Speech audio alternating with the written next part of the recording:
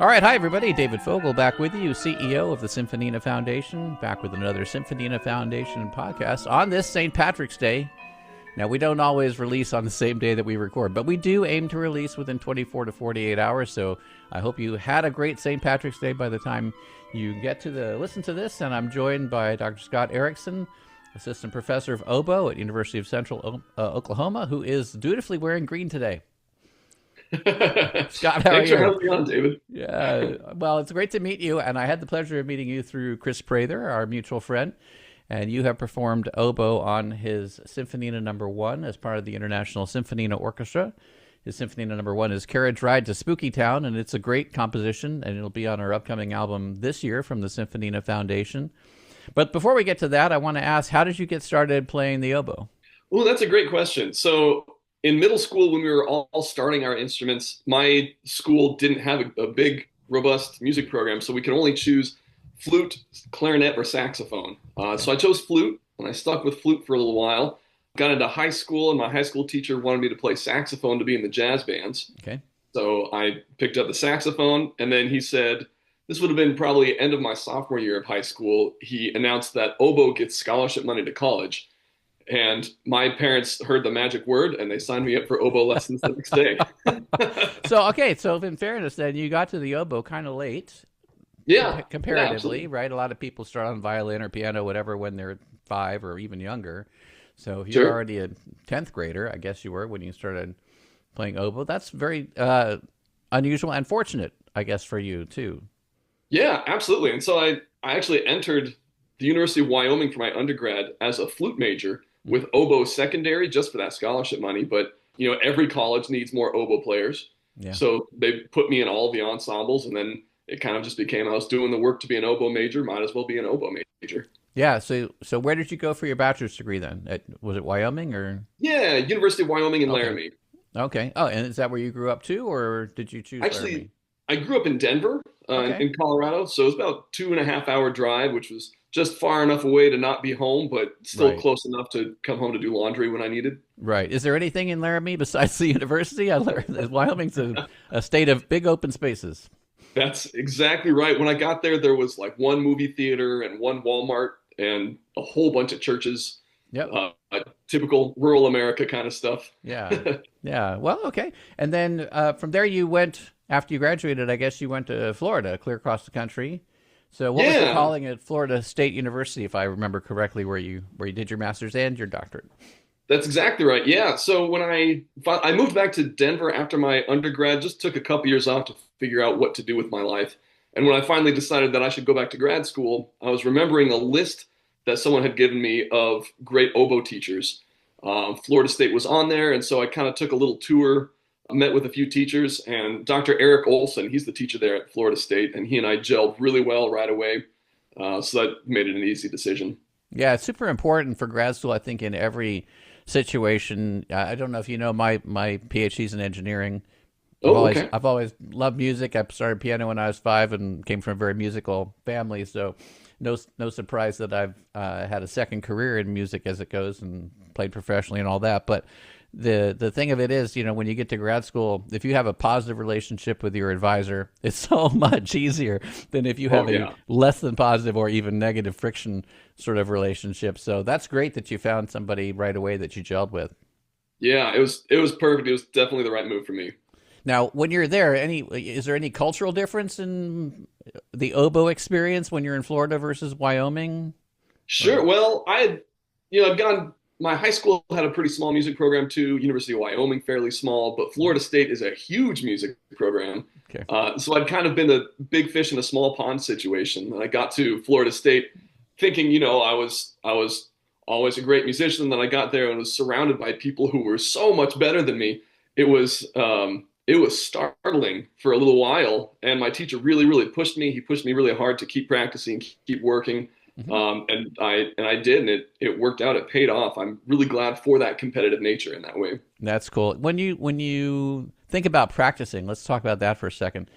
I've talked to a lot of people now over the last year and a half on this program who are performers. Obviously, not everybody is, but for the people who are stellar performers like yourself, what are the things that you think you practiced that really made the big difference for you along the way that other people could take a lesson from, if I could borrow that phrase? Sure, absolutely. For me, I'm all about fundamentals. So scales and long tones all day long. And it's the boring stuff. It's not really exciting, but the things that have led me to better positions or to better gigs have been technical facility, just being able to play really, really well, good fingers, good technique there, and then solid foundation with embouchure and tone. What I tell my students all the time is that, I can play guitar on the side and it's not great. I just play, I'll play a Jimmy Buffett song here when I get home from work or something like that, just to cool off, 3 chords, easy stuff. I would never call myself a guitar player. I know like 4 songs. So if I approach music the same way with oboe, I want to be able to play everything. If I just learn to play the repertoire, then I only know those couple of pieces. But if I really study the instrument, play all of the scales, learn all the arpeggios, all the technical abilities there, then I can play anything. And so I think that's the difference there. I think students tend to focus a lot on playing the solo literature, the repertoire, and they forget that if they can just learn to play the technical foundations of the instrument, then they can play anything. Yeah. How long were you practicing a day in order to make the leap for you from where you were to where you wanted to be? In grad school, I was really diligent about doing 4 hours of practice every day. Okay. And combined with rehearsals and classes, I didn't sleep a lot, but I did what I needed to do. So that's fair. What did you do for your doctoral performance? I did. So my dissertation was on Mannheim compositional techniques in the Mozart oboe concerto, as well as a sonata by Wiedeker, who not a lot of people know of Wiedeker. This would have been right around 1800 that he was composing. There's really not a lot to know about him. We just don't have a lot of research put into his life. We know he had a brother who played trombone, and that was pretty much all we know. Where was he located? I must admit, I'm one of the people who hadn't heard of him before. So no, that's right. Yeah, Germany. So he studied under some of the main composers of that Mannheim school, compositional study there. So like Richter and Stamitz are some of the big composers of woodwind music out there in Germany in the late 1700s, early 1800s. So kind of in that time period. And how did you find him to put him in your study? I attended a music festival in Montreal, and there was the oboe professor there was from Germany. And I don't know how she found it, but she said she had just come across this piece and gave it to me, and I played it in the lessons. And she said, "This piece is you. You are owning this piece." So that was really encouraging, and I brought it back to my teacher at Florida State, and he loved it too. So we just kind of took it from there. There you go. All right. Well, once you graduated, what was your objective post graduation? You're an assistant professor now, teaching others at Central Oklahoma. Is that what you wanted to do? Take that professor track? Do you still have that as your objective? What does the future hold for you? That's a great question. And my goal when I was finishing the doctorate, I knew that I wanted to both teach at the collegiate level and perform professionally. Mm-hmm. I knew that I wouldn't feel fulfilled doing one of them. I needed a mix of both. Great. And so I applied for every job I could. I took every audition, and it was sort of a game of which full-time gig do I get first, and I'll do the other one on the side. Mm-hmm. And I was really fortunate right around my graduation, I did an interview at Central Washington University. So I got a full-time teaching position up there. That one wasn't tenure track, but it was full-time. So it allowed me to teach and get a ton of experience teaching not only oboe, but also music theory and class piano and a couple other general education courses related to music. And so I spent 5 years teaching there. And then it was at that time that I was able to get the second oboe position at the Yakima Symphony Orchestra up there, which I still hold on to. Then I was looking around for tenure track possibilities just for greater development, for more career opportunities. University of Central Oklahoma had that position available, and I've been really glad that I got that spot. The people here are wonderful. I've got some really terrific colleagues, including Chris Prather and Michael Geib. I know you've had him before. Absolutely. Yep. Michael's performed for us as well. Yep. Yeah, Tess, Remy Schumacher, some really terrific Tess people. as well. Yep. We love Tess. Yeah. Yeah. You found a great community there. When you go to Yakima to perform, do you have rehearsals there too? How does your commute work to get there? Yeah, so they do a typical concert set up there. If it's a classical series, that's going to be Thursday night rehearsal, 2 rehearsals Friday, Saturday morning dress, and then the Saturday evening concert. So 5 total services. Okay. So I work it out with my courses here at UCO. I make sure that the students have everything that they need to be successful, and that I'm not missing out on any lecture material that they're going to need. Mm-hmm. And then I fly up, usually Thursday afternoon. I arrive in Washington State, and I stay the weekend and then fly back Sunday. Well, okay, so logistically, I used to know Washington State a lot better than I do right now, but logistically, you're going from Oklahoma City, you got to connect somewhere. I'm not sure. I think how many connections this guy has to do to get to Yakima. How many do you have to do? Well, now, so the Pasco Airport, Pasco is just south of Yakima. It's closer to the Washington-Oregon border. Okay. They've got an airport now that is starting to get more connections there. So what I end up doing is I fly from Oklahoma City, usually to Denver or Salt Lake, one of the two. Yeah. And then from there, I can get up to Pasco, Washington. And then it's about an hour and a half drive to Yakima. Okay. All right. Well, that is dedication, perseverance, and all those other things that go into it. Congratulations to be able to keep that up. That's wonderful. Thank you. I want to ask you a question. You know, like the oboe is nothing is a unique instrument, but it's an interesting and different instrument in many ways from other instruments. And I wonder if once you're in the club of the oboe player, like all of a sudden all the other oboe players, you know, it's like when you buy a new car and then all of a sudden you see this same car driving all over the road and you didn't realize that there was that many of them. Is it kind of the same as an oboe player? Like, wow, everybody's an oboe player, but it is really probably a tight-knit group. It is. There's a mix of both. There is, just like you said, that kind of eye-opening, wow, there's some oboe players here. I didn't realize you played the oboe. Yeah. But then once you know that they're oboe players, everybody knows each other. Yeah.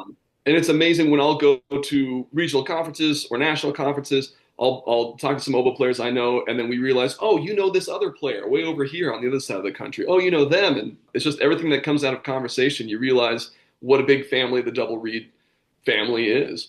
You know, before we turned on the recording here, we were talking about things that you're doing, and coming right up, you're hosting a International Double Reed Symposium. What can you tell us about this? Absolutely. So the International Double Reed Society just recently created these regional divisions. And so we're in the Mid-South region, which has Kansas, Oklahoma, Texas, Louisiana, Arkansas, and Missouri. Okay. So our 6-state region, we call it Mid-South. This is the second year of our existence, and we do an annual symposium. And I'm fortunate enough and honored to be able to host it here at UCO, at the University of Central Oklahoma. This is March 27th to 29th. It's coming up really soon. We have some special guests. Peter Cooper is our oboe guest. He's the principal oboist of the Colorado Symphony, and he teaches at the University of Colorado Boulder. And then Ryan Reynolds, not the actor Ryan Reynolds, but the bassoon player Ryan Reynolds. Yeah. He's our bassoon guest. He has recently won a Grammy with his reed quintet, Acropolis Reed Quintet. Wonderful. And he teaches at the University of North Carolina, Greensboro. So we are really honored. It's going to be terrific to have both of them there. I actually went to graduate school with Ryan Reynolds, so it'll be fun to catch up with him. And I took a couple lessons when I was younger with Peter Cooper. So it's going to be, for me, it's going to be kind of a homecoming in a way, but it's going to be terrific. We've got presentations from oboists and academics throughout the region. Lots and lots of really great stuff happening, some really cool performances. Okay, and I presume English horn, bassoon. Am I missing another instrument as well? Yeah, contrabassoon would course. Probably be there. I haven't looked at the schedule to see if anyone's playing contrabassoon. I kind of hope so, because that's always fun. Yeah, so anything double reed related, we'll have it. Yeah, so do you make your own reeds? Yes, yeah, I make reeds. It's kind of a necessary evil for us. Right? Yeah. Yeah, I used to sell them. I used to have a website, Erickson Reeds. I used to sell them for a bunch of years. I actually recently just stopped doing that just because my teaching obligations have picked up, and it got to where it was difficult to maintain all the time to do all of those things. I was making a lot of reeds for people, and I'm very thankful for my dedicated customers on that. It really helped me in times, especially in grad school, when nobody has any money in grad school. Right. Right. Well, what's the process of learning how to do that yourself rather than relying on someone like you to purchase them? Yeah, it takes a while. I learned in my undergraduate, but then when I got to grad school, my teacher didn't like the way I was making reeds, so I had to completely redo them. Much better off now. But it starts off, the cane, it's kind of like bamboo. It grows in those long tubes. It's a type of grass that's native to the south of France. Yeah. And it's, we split it into thirds, and then we gouge out the insides, and then we fold it and tie it and shape it and scrape it, and it's a lot, but it's really gratifying. I think that it's, sometimes you get really frustrated with how tedious it is and how time consuming it can be. But then when I make a reed that I really love and I put it on the oboe and it sounds amazing, it's that extra ownership of I made what's making the noise of this instrument. I made a very important, vital part of the instrument. And so to me, there's that extra pride. Yeah, maybe the most important part, I guess, aside from the player, I would imagine. Right. It's kind of the same thing for saxophone. It all starts with the vibration of the sound. So, they say the mouthpiece is the most important part, but of course, if you don't have a reed on the mouthpiece, it doesn't make much difference. So, the reed's probably the most important part. But that's great. How many people are coming to your event? Right now, I think registration was around 60 to 70 at the moment. Hoping to bump that up. So, no, that's great. For a regional meeting of anything, that's very good. Yeah. Yeah. How very many, excited. Is it 2 days or 3 days? You said, right? 3 days. Yep.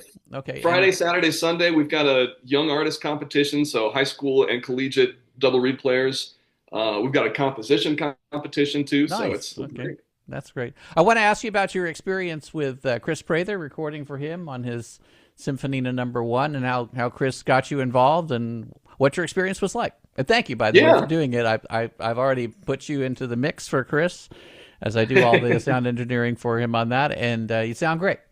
Well, thank you so much. It really was a pleasure. It's fun music. He emailed me, I don't know, a couple months ago and just said, "Hey, I wrote this thing. Here's a part. Can you just look at it and make sure it's idiomatic and that I didn't write anything that the oboe can't do?" Yeah. And so I looked through it, and it seemed fun. Everything was fine. I didn't have any real critiques on that, and I told him it was totally good. And then he asked if I'd play it, so it worked out. I was really happy to do it. There were some fun challenges in there, where just a couple little passages that did take a bit of practice, but it was rewarding.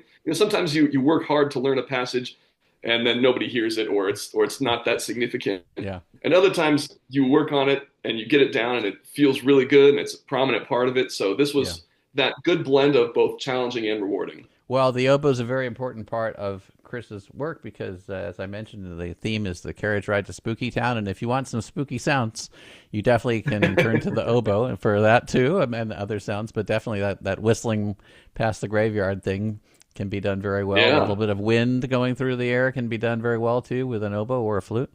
So we greatly appreciate you and your participation. What other things do you have planned for your students for the rest of this year?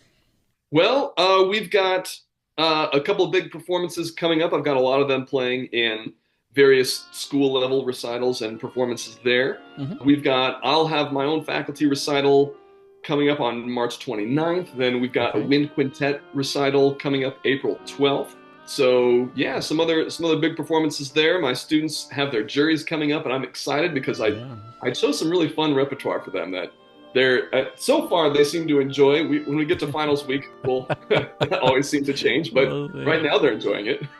Well, Scott, we wish you all the best for all of that and everything else that you're doing with your meeting and the rest of your teaching and performing as well. If people want to get in touch with you, just either about the symposium that you have or anything else, what's the best way to do that?